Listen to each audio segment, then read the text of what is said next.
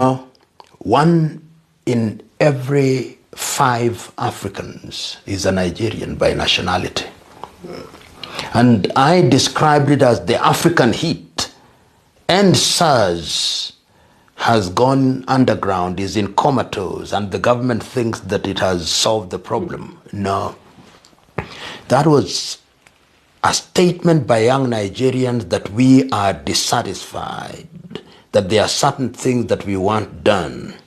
I hope that the administration in Nigeria will, in a very programmatic manner, begin to address those issues. And when I say the day Nigeria wakes up, if you have 250 million people, some of the most educated men and women in the world are Nigerians. There are more Nigerian doctors in the United States of America and the United Kingdom than there are in Nigeria.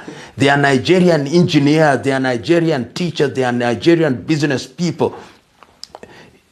I mean, Nigeria is the engine. The Nigerian population is larger than the population of all ECOWAS countries combined. That tells you that if you make Nigeria great, it will be a magnet.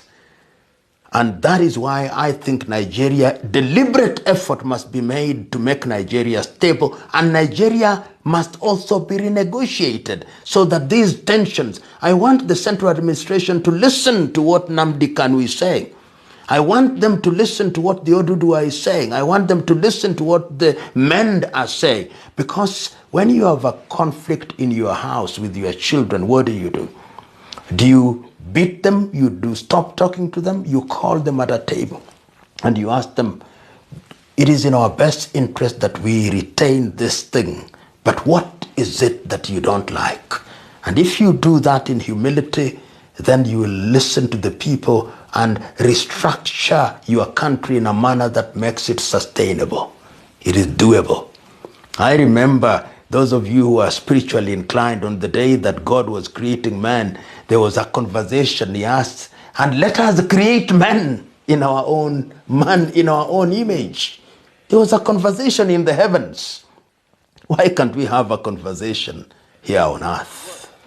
I believe in self-determination. Self-determination via the route of a referendum. There are people who may canvass for Nigeria to continue the way it is presently constituted. There are people who may even want to suggest restructuring. But we must bear one thing in mind. The same people that rejected restructuring in 1967 and 1968 are the same protagonists who are today still rejecting restructuring, by which I mean the British government and the Fulani Janjaweed Caliphate. They do not want it, they cannot grant it, because they think it will be detrimental to their survival or to their hegemonic tendencies within Nigeria. Therefore, I will recommend, or I will suggest personally, that people are entitled to hold whatever view they feel they are comfortable with. But for us, it is self-determination via referendum. And I do hope and pray that, who knows, one day our children may vote to have Oduduwas and the Biafra nation, one as a southern, whatever they may call it, I'm sure it's not going to be Nigeria, and to decide to run their lives the way they see fit. Restructuring cannot work because Nigeria has very faulty and shaky foundations. It cannot work because there are competing and divergent value systems. It cannot work unless we are deceiving ourselves. The borders are open in the north. They close semi-border, but the borders in the north are open for all manner of, very desperate and evil people to troop into the country, to rape, to massacre, to pillage. No one is talking about it. You're talking about disparity in terms of our concept, our understanding of how a society is supposed to function. I'm absolutely flabbergasted that some people that I have regard for in terms of the intellect can come on this platform and be debating how to keep Nigeria warm with all the inbuilt anomalies in place. You can't go to beg Fulani for restructuring. They won't give it to you. You have to prize it away from them. That's what Ganadam is talking about. You need to take it away from them. They're not going to sit down and say, oh, come and take it. Atiku went for restructuring and they said no. What makes anybody in their right senses think they can give it to you now unless you have a very stable leverage to wield. Once you do not have that leverage, you cannot get restructuring. And that leverage is self-determination. Without it, you cannot get anything. It's high time to understand this, you know. I'm absolutely shocked. Look at what's happening in Obibo. You want me to be in a country where a madman like Wike can get up in the morning and decide to slaughter people. And the slaughter is going, even right now, this very minute, people are being killed in Obibo. And you want us to somehow subscribe to this useless, corrupt entity called Nigeria. Who created Nigeria in the first place? Who created Nigeria? Let me ask you. Who did? Did any of these people now talking today? Do you have any input as to where Nigeria is supposed to be? What is wrong with self-determination? What is wrong with referendum? In Britain, you have an autonomous Scotland, you have autonomous Wales, you have autonomous Northern Ireland, you have autonomous England. What is wrong with that, for goodness sake? Sometimes I'm shocked the way we reason in Africa. It is absolutely shocking. What is it? What is the incentive for anybody to subscribe to One Nigeria? I ask. There is absolutely none, none whatsoever. You are in a country where you have a people who they have this sense of entitlement. You know, we have to determine what happens. You go to NNPC, it's only Fulani people there. You go to customs, only Fulani people there. You go to immigration, only Fulani there. You go to the army, the high echelon, it's only Fulani there. Air Force, Navy, oh, come on, for goodness sake. Let's stop deceiving ourselves. Nigeria is unworkable. Not today, not tomorrow, not ever. I am not for restructuring. I am for the outright breakage of Nigeria, the same way we were before the white man came. And I make no apologies about that in any way, shape, or form.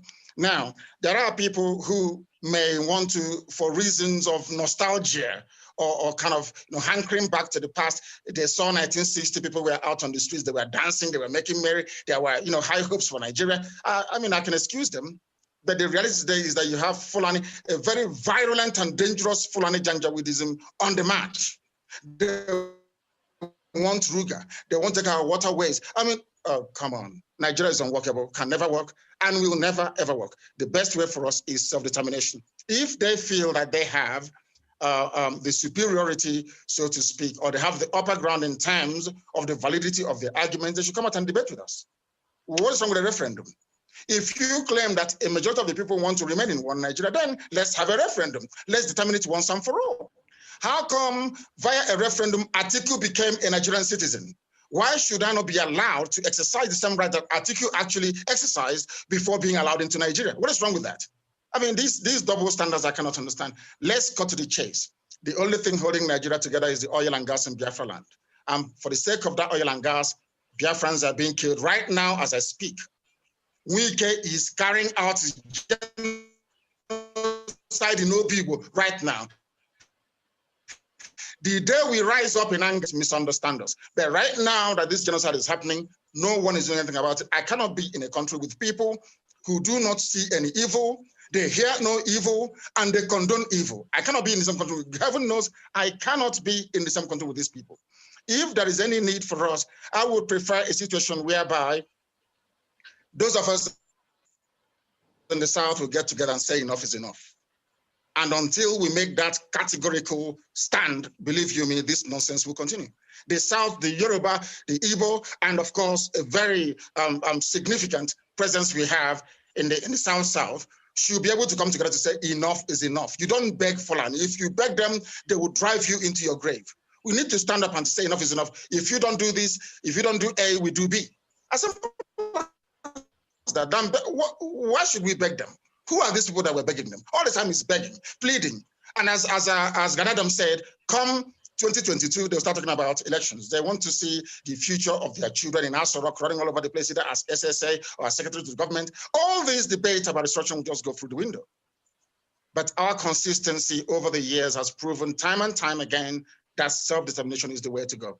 And there is one thing that will make it absolutely critical that we sustain this very drive. And there is the unity and camaraderie between the East and the West, between the Igbos and the Yorubas. And when we say the Igbo, that means encompassing everybody who's in the East, and of course, our Yoruba brethren in the West. Once we are together, believe you me, Fulani will panic and they will give us what we want.